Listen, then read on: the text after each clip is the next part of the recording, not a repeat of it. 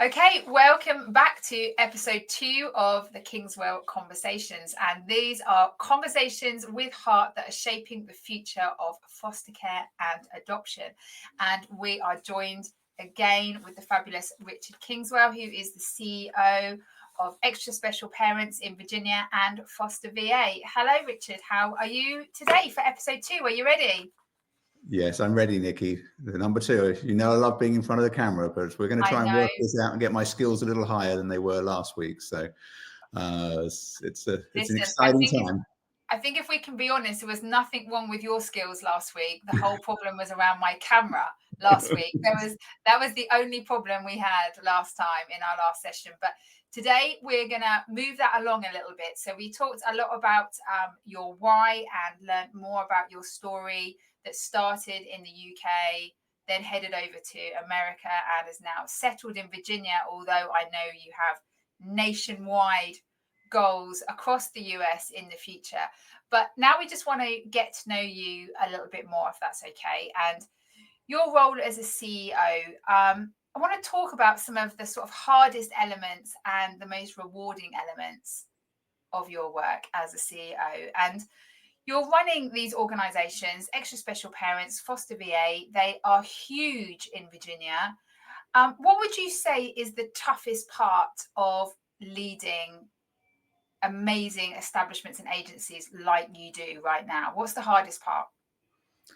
I think the hardest part for me is to keep stability in the team.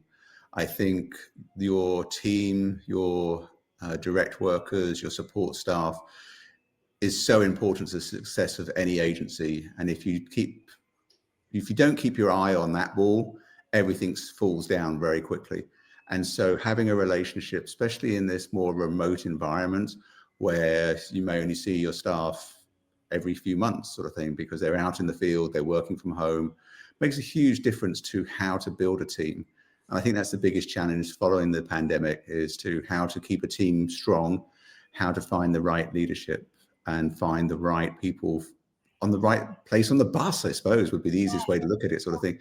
Because you want to promote people, you want to have a ladder above for social workers and human service workers and people that are dedicated to your children. But you also want to get to the level that they are at in their professional development, help them rise a bit, but don't push them too hard to break them. So from a leadership perspective, finding that balance is very important, to make sure that you don't push them too fast, too hard, because when you find someone that's fabulous, you just want to hit the gas and you have to retreat a little bit. And sometimes that is very hard when you've got a need in the agency and you know you've got that awesome person. And so keeping that balance within the team of the nice, fresh red apple that's just been come from the tree from school, and having that enthusiastic accelerator put it, and it's like, slow down. You don't know everything because you've just been to school for 4 years. You've got to have some pacing, because really you only become good at this field when you're with the children and the families, and they're the ones that keep us on the straight and narrow, because they are doing this because their heart's in it, because they are the most awesome people on the planet. And so for that reason, I think the most challenging and most exciting part is keeping that balance in the team and keeping the growth going, but also not breaking the systems, because you're getting very good at what we're doing at FosterVA and Extra Special Parents. And so keeping that entrepreneurial spirit in check, because that can be a problem. And for people who don't necessarily know the setup of that team that you have, how is the team layout? So Extra Special Parents, you talked about some people working in offices, some people working remotely.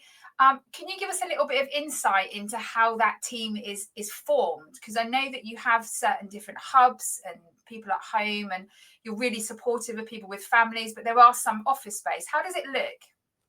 I think the simplest way is very flat organizational charts, and it has to be. So I have an awesome president, and she looks after the company on a day-to-day basis, 24/7, 365, because our parents need that support. So having a president who is understanding of that immediate need across the board is so important to a strong organization. So our current president has a awesome background in clinical practice and residential practice, and understands how a child is been through a very traumatic experience to come to us. If it's their first placement or their 20th placement, they are with trauma. And so we have a great clinical leader, and that's very important to me, because I think if you don't have that clinical leader, you don't understand what the kids have been through. So we're not making widgets here, we're supporting families. And so having the right president is very important. And then we have a director team. The director team goes across in different departments for different purposes. So we can start across the line, and we can start with recruitment. So recruitment is the team that my parents see first. This is the team that looks after the journey of a complex, detailed, orientated, rah-rah system of saying a parent puts their hand up, they do the most challenging part of any journey and just say, I'm thinking about this. And that's all they have to say.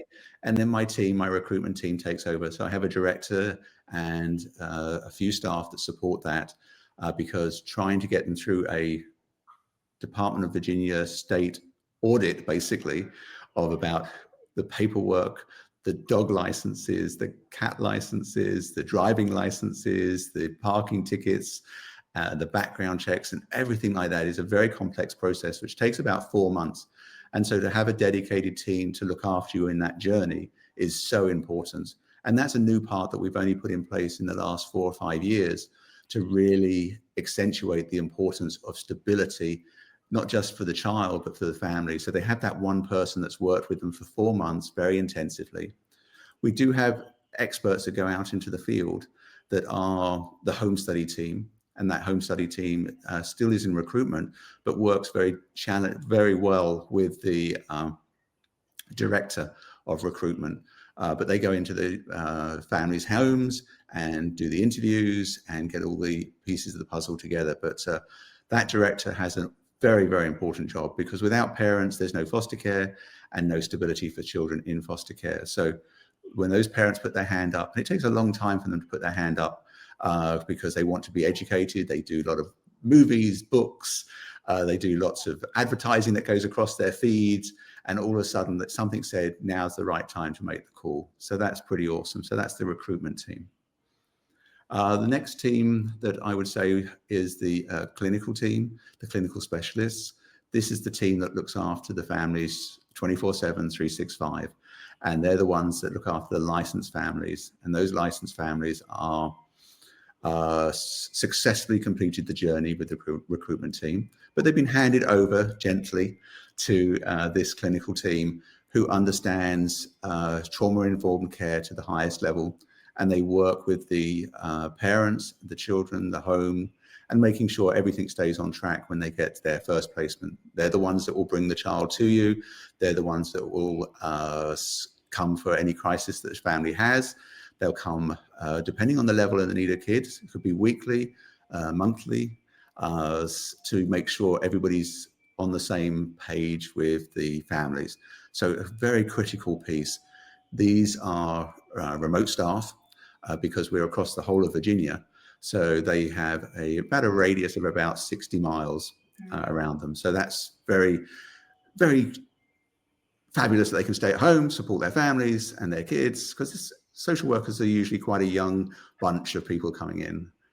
Then we go into the support staff, and these are my policemen. These are my ones that make sure that we stay in compliance. These are the ones that check the paperwork the clinical team does, make sure we've got all the I's dotted and the T's crossed across the whole company. And these are in office, looking after the paperwork, making sure all the licenses and everything are in the right place. So when the state comes in, we're in great shape. Then we've got the administrative staff, and those administrative staff are the ones that keep the wheels on the bus. From all the vehicles, from the pencils, the pens, the computers, the iPads, all those sort of things. And that's the administrative team. And I think I'm not forgetting anybody, but that's it. Yeah, so it's a fantastic team, and you need every single part of the cog, from when the child is coming in through admissions through to recruitment and everything in between. Every single role is important in ensuring that team functions as a whole. And I know one of the things that you really pride yourself on with ESP is the support, is this, you mentioned the 365, a support that is always there for every step of the journey. And I know that that's something that's really, really, really important to you. When you look at sort of your everyday life, and we talked about some of the challenges, what would you say is some of the most rewarding parts of your work? I mean, I think for some people it's probably obvious, but just explain, what do you find the most rewarding when you think about why, you talked about why you were doing this, sort of key moments that you can remember when you said, this is why we do what we do? Well, I think every adoption story or every return home is the pinnacle of success in a foster care to adoption agency and a TFC, a therapeutic foster care agency. That is the most important part, is to return the children back to their biological families, is our first goal. And then if that's not going to work out to whatever challenges the bio family has, we're available for finding this child permanency within the foster care to adopt family system. And we have a lot of families that want to adopt children, and making that match, and when the adoption goes through, is a fabulous moment in our celebration across the whole company. And so that's a very high point. I think when we hear back from parents and children later on, a few years later, because we've been around nearly 20 years now, it makes a huge difference when those parents and those kids come bouncing back and just tell us those stories. That's a rarer thing. But when it does happen, we're not looking for that instant gratification. We wait for years for that instant gratification. And so they're the highs. They're the highs when you see the system working, and hopefully the child hasn't been traumatized by foster care too much. And hopefully extra special parents and the journey with FosterVA has made it easier for them to come in and do a great job. And that's the secret for me, is makes me happy when the kids get home. If that's a new home or the bio home, I'm a very happy CEO. Very happy CEO. So when you think about, when we talked about in the last episode, you talked about, when you first started out into scouting in the UK, did you ever imagine for 1 minute that at a time in the future you would be CEO for one of Virginia's top agencies in foster care and adoption? Well, coming from a special ed background, I'm dyslexic, so I went through every grade in special education. So yes, there was no hope in hell of me ever becoming a CEO. Writing a constructive letter was probably going to be my achievement as a social worker in the UK and in America when I got here, sort of thing. So the challenges of being dyslexic has always been forefront in the delay in who I was going to be. But with technology and time, and a lot of work, I feel that I've mastered most of those skills now. So I feel more confident that I've earned the right to be the head of this beautiful team. But I still want to grow more and develop my skills more to help the children of Virginia.